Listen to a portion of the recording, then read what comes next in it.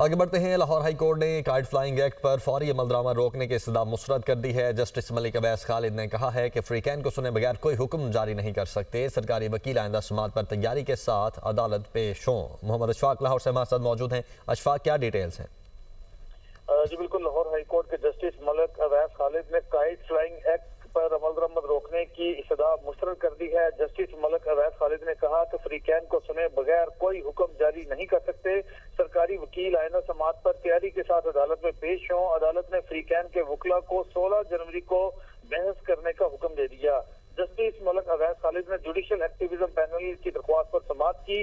दरख्वास्त गुजार के वकील अजहर सदीक एडवोकेट ने मौकफ ये इख्तियार किया कि काइट फ्लाइंग एक्ट आइन से मुतसादम है और इस हवाले से सुप्रीम कोर्ट के फैसले भी मौजूद है। रियासत ऐसा कोई कानून नहीं बना सकती जो आइन से मुतसादम हो और इसी बुनियाद पर काइट फ्लाइंग एक्ट 2025 को कलअदम करार दिया जाए और पिटीशन के खतवी फैसले तक हुक्म इम्तनाई जारी किया जाए। तो जस्टिस मलिक अवैस खालिद ने फौरी तौर पर हुक्म इम्तनाई जारी करने की इस्तदा मुस्तरद कर दी और 16 जनवरी को वकला को बहस करने की हिदायत कर दी। बहुत शुक्रिया आपका अशफाक।